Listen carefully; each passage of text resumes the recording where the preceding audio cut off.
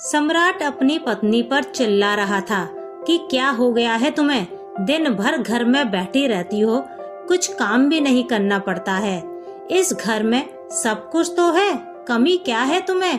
बड़ा घर, बहुत सारा पैसा, नौकर चाकर, और क्या चाहिए?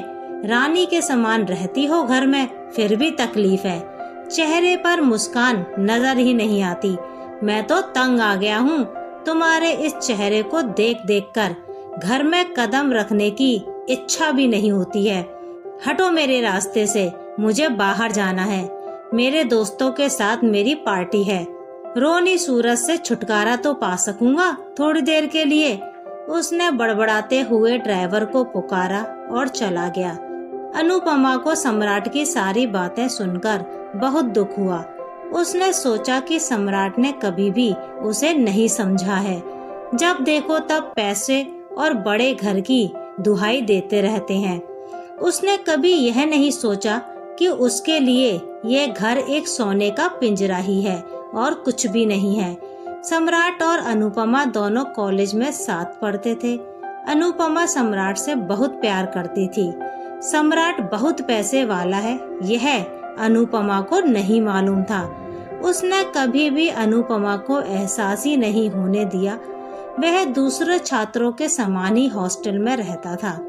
सम्राट पढ़ाई खत्म हो जाने के बाद अनुपमा के माता पिता के पास गया, जो बहुत ही गरीब थे। उसने उनसे अनुपमा का हाथ मांगा।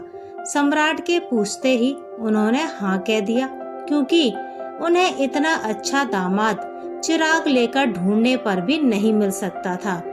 सम्राट ने रजिस्ट्रार के ऑफिस में रजिस्टर्ड मैरिज कर ली, यह कहकर कि पैसे क्यों बर्बाद करें। अनुपमा के माता पिता तो अपने दामाद की तारीफ करते हुए नहीं थकते थे। शादी के बाद सम्राट अनुपमा को अपने घर ले गया। जब घर के बाहर इनकी कार रुकी और गेट खुला तो अनुपमा आश्चर्यचकित हो गई, क्योंकि वह घर नहीं बड़ा सा महल था। उसने सोचा शायद पीछे सर्वेंट क्वार्टर में रहेंगे, परंतु नहीं। सम्राट ने उसका हाथ पकड़ा और उसे महल के अंदर ले गया। सम्राट ने कहा, अनुपमा, यह हमारा घर है। मेरे माता पिता अब इस दुनिया में नहीं है। हमारा बहुत बड़ा कारोबार है। हमारे पिता के मित्र जो अकाउंट भी देखते हैं, उन्होंने ही इसे अब तक संभाला था। मेरी पढ़ाई हो गई है, इसलिए अब मुझे अपने कारोबार को संभालना है। अनुपमा ने कहा कि आपने तो कॉलेज में कभी भी किसी को भी नहीं बताया, यहाँ तक कि मुझे भी नहीं बताया कि आप इतने पैसे वाले हैं। ऐसा कुछ नहीं है अनु, मैं नहीं चाहता था कि सब मेरे पैसों के कारण मेरे आगे पीछे घूमते रहें। मैं सबके साथ मिलकर रहना चाहता था। अनुपमा को उसकी यह सोच बहुत अच्छी लगी। बात आई गई हो गई थी। एक दिन अनुपमा ने कहा कि सम्राट, मुझे एक कॉलेज में नौकरी मिल गई है और मैं जाना चाहती हूँ, क्योंकि घर में काम नहीं रहता और मैं बोर हो जाती हूँ। सम्राट ने मना कर दिया। उसे पसंद नहीं कि उसकी पत्नी नौकरी करे। अनुपमा ने नोटिस किया था कि वह कॉलेज में लड़कियों की स्वतंत्रता आदि के बारे में बात करता था, परंतु वह खुले विचारों का नहीं था। इसलिए उसने अनुपमा को चुना, क्योंकि वह गरीब घर की लड़की है तो शान शौकत पर फिदा हो जाएगी और उसकी बात मानेगी। सम्राट ने धीरे धीरे अनुपमा के माता पिता से उसे दूर कर दिया और अपनी हर बात मनवाने लगा।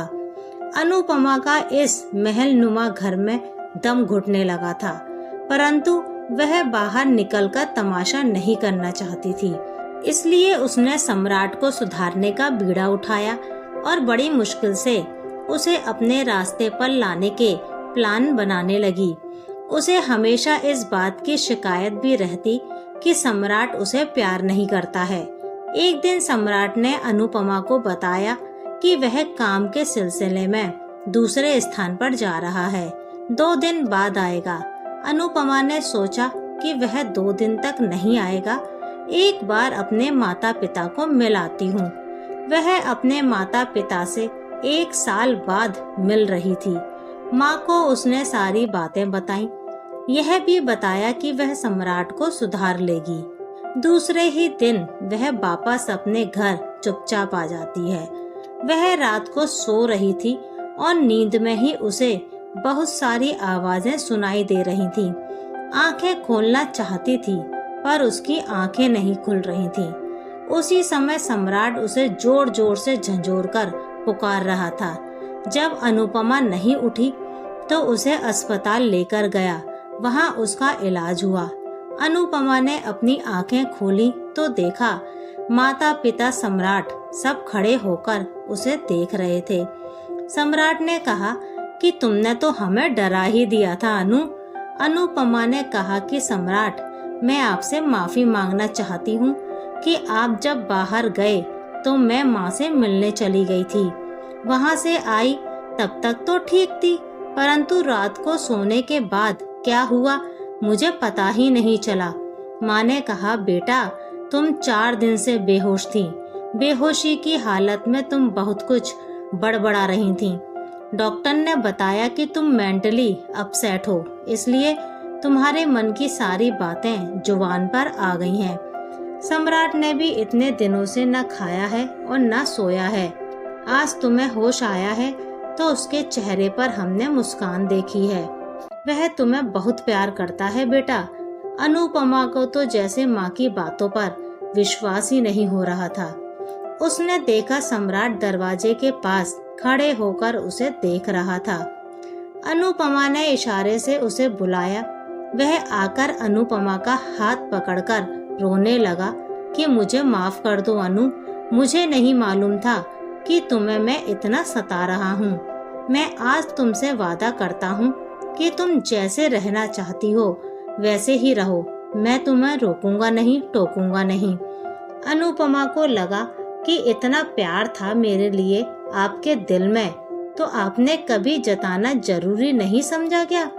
अनुपमा तो सम्राट को बदलने के लिए प्लान बनाना चाहती थी, परंतु ईश्वर ने उसकी सुन ली और उसे सम्राट का प्यार बिना किसी प्रयास के मिल गया था।